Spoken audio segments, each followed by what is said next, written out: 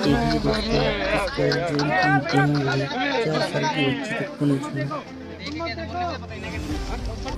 देखिए वीडियो और ज़्यादा से ज़्यादा शेयर कीजिए और इस बच्ची की इंसाफ के लिए ज़्यादा से ज़्यादा सपोर्ट कीजिए।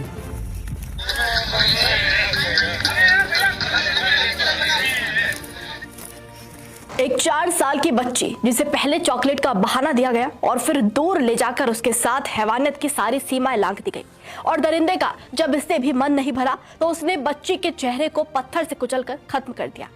देश में लड़कियों की सुरक्षा अब वाकई बहुत बड़ी चुनौती बन चुकी है। दिल दहला देने वाला ये मामला यूपी के गाजियाबाद से सामने आया है, जहां पड़ोस में रहने वाला गौरव प्रजापति नाम का शख्स घर के बाहर खेल रही 4 साल की बच्ची को बहला फुसलाकर सोमवार की शाम करीब 7 बजे चॉकलेट दिलाने का लालच देकर अपने साथ ले गया। गाजियाबाद से न्यूज 24 की संवाददाता शक्ति सिंह से मिली जानकारी के मुताबिक घर से करीब 300 मीटर की दूरी पर एक खाली पड़े प्लॉट में गौरव प्रजापति बच्ची के साथ दुष्कर्म करने उसे वहां ले गया, और दुष्कर्म करने के बाद पकड़े जाने के डर से अपराधी गौरव ने ईंट पत्थर से बच्ची के सिर और चेहरे को बुरी तरह कुचल डाला।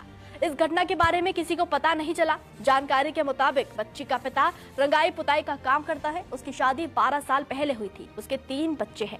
2 बेटों से छोटी 4 साल की बच्ची थी। पत्नी अपने पति बच्चों को 3 साल पहले छोड़कर चली गई थी। उसके जाने के बाद से पति ही बच्चों की देखभाल कर रहा था।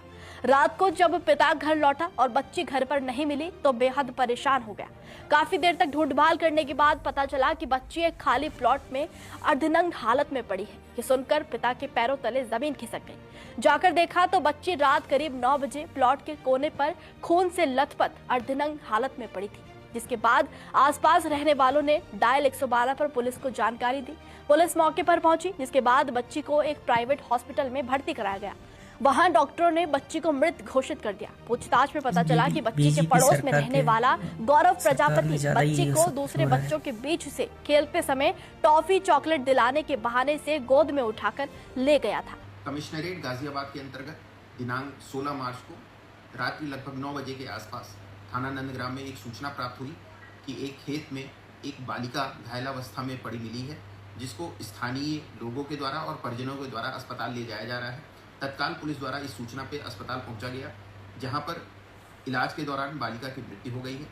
पुलिस के सभी अधिकारियों के द्वारा घटनास्थल का निरीक्षण किया गया है।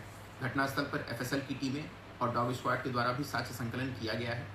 दावा किया गया कि आरोपी खुद बच्ची को ढूंढने की एक्टिंग करते हुए उसके परिजनों के साथ ढूंढभाल करता रहा, लेकिन फिर बाद में गायब हो गया। डीसीपी सिटी धवल जायसवाल ने बताया कि एफएसएल व डॉग स्क्वाड की टीम ने साक्ष्य जुटाए हैं। शुरुआती जांच में परिजनों ने ये बताया कि पड़ोस में रहने वाला 24 साल का गौरव प्रजापति ही बच्ची को लेकर गया था।